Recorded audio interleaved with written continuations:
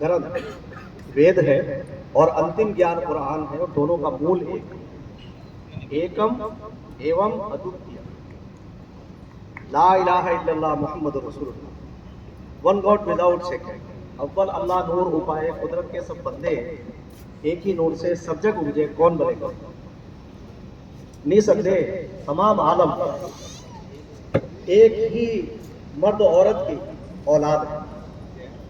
और मैंने ये 30 साल पहले, जिस वक्त ये मेरे गुरु थे, उस्ताद थे, हमारे प्रोफेसर थे शम्स नवेद उस्मानी साहब, अल्लाह उनकी कब्र को नूर से मुनव्वर करे, उन्होंने हमसे बैठ करके कहा कि देखो हमारे दो खून के रिश्ते।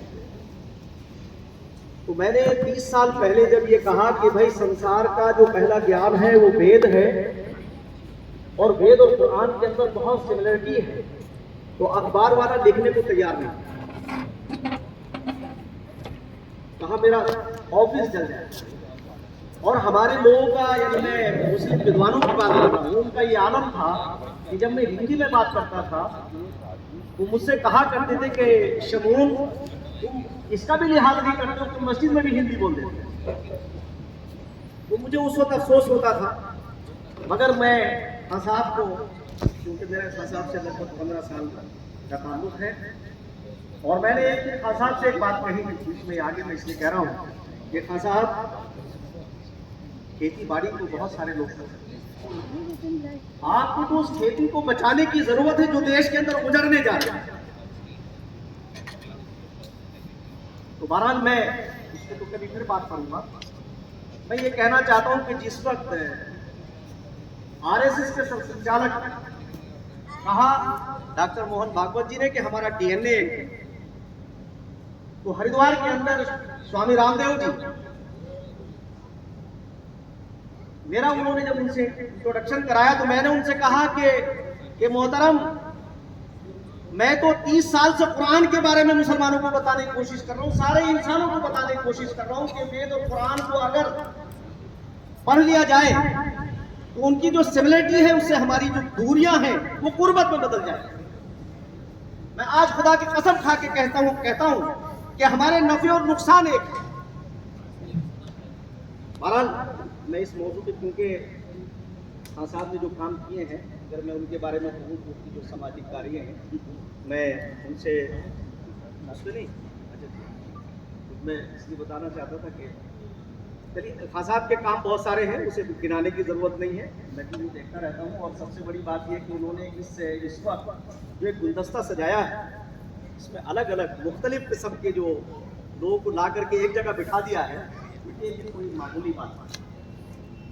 इसलिए मैं दोस्तों आपसे कहना चाहता हूँ, हो सकता है कि मैं अपनी बात को सही करके न समझा पा रहा हूँ कि अंदाज़े बयां कर तो घर से बहुत छोट नहीं, शायद के उतर जाए तेरे दिल में मेरी बात। आज पूरी दुनिया में जो ताकत का गलत इस्तेमाल हो रहा है, हमने 2009 में 10 में एक आंदोलन शुरू किया था, अगर आप लोग जानते हो, अन्ना हजारे के नाम से जो मूवमेंट था, उसके मैं फाउंडरों में से अकेला मुस्लिम। और मेरी ईमानदारी की बात यह है, मैं आज कह सकता हूं कि जब उसे कैप्चर करने वाला एक शख्स आता है बीच में, तो वो मेरे से कहता है कि शमून कासिम, मैं तुम्हारी ईमानदारी के सामने सोच नहीं पा रहा हूं कि तुम कितने मजबूत आदमी हो। मैं अरविंद केजरीवाल की बात, और मैंने बैठ के कहा कि अरविंद केजरीवाल, तुम इस देश के गुनहगार होंगे उस वक्त जब पार्टी बनने की बात आ रही थी। पार्टी की जरूरत नहीं थी, सिस्टम को बदलने की जरूरत थी, वो व्यवस्था परिवर्तन। मैं ये बात कह सकता हूं कि अगर मुझे आपके नजरिए से मतलब नहीं, अपने नजरिए की बात कर रहा हूं कि 10 साल रहने के बाद अगर सरदार मनमोहन सिंह देश के अंदर खुशहाली नहीं ला सकते थे, या वो टीम नहीं ला सकती थी, अगर वो दोबारा रिपीट कर जाते और नरेंद्र मोदी जी सबका साथ सबका विकास और सबके विश्वास की बात ना करते, तो मैं ये कह सकता हूं देश और पीछे चले। ये हालात है, हम बैठ करके उनसे हद कर लेंगे। यकीनी तौर से हम में इतनी क्षमता है, इतनी ताकत है कि हम अपनी दूरियों को कम कर सकते हैं। मगर मैं सिर्फ आपसे ये बात कहना चाहता हूं खान साहब कि हमें अपनी दूरियों को, ज्ञान के तौर से तो हमारी दूरियां है ही नहीं, कोई ऐसा शख्स पैदा नहीं हुआ जो ये कह दे कि हमारे दूध खून के रिश्ते नहीं है। जरूरत इस चीज की है कि अपने अंदर एक भारतीयता को जगाने की। मैं ये चाहता हूं, मेरा मन ये है कि अगर अमेरिकन अपने आप को अमेरिकन होने के ऊपर नाज कर सकते हैं और वो अपनी सभ्यता को पूरी दुनिया के अंदर ला सकते हैं, तो हम भारतीय अगर ये दावा करते हैं कि हमने विश्व का नेतृत्व किया है, तो हम अपनी भारतीयता को आगे क्यों नहीं ले जा सकते, अपने कल्चर को आगे क्यों नहीं ले जा सकते। पूरी दुनिया को आज राहत की जरूरत है।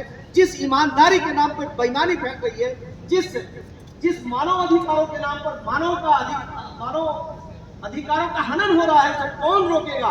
इसे मोहम्मद साहब की एक हदीस में कहना चाहता हूं कि उन्होंने अपने जमाने के अंदर अंधेरे को खत्म करने के लिए जो काम किया, अनेकों लोग उन बातों को कहते हैं। आज हजरत मोहम्मद साहब जैसे साहस की जरूरत है। आज श्री कृष्ण और श्री राम जैसे लोगों की जरूरत है कि हम उनके कैरेक्टर को आगे लाएं। कि जब लड़कियों को जिंदा दरगोर किया जा रहा था, तो उस वक्त कौन थे?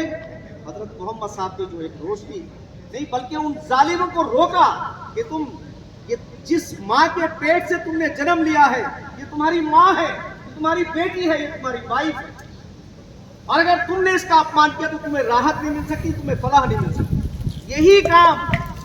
यही काम उस वक्त श्री कृष्ण ने किया था कि जब माँ द्रौपदी का अपमान हो रहा था, तो उस वक्त उन्होंने ललकारा और अर्जुन से कहा कि अर्जुन तुम क्या कर रहे हो?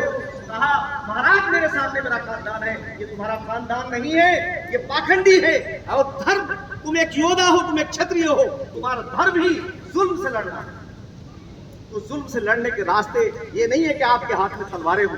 जुल्म से लड़ने का एक रास्ता ये भी है कि आप अपने विचारों को लोगों तक पहुंचाइए, ताकि इंसानियत जो सिसक रही है पूरी दुनिया के अंदर, इसे हम राहत पहुंचा सके। और जो ताकत के बल के ऊपर जो एक जालिम जुल्म कर रहा है, वो किसी भी हिस्से के अंदर हो, उसे रोकने का प्रयास करना चाहिए।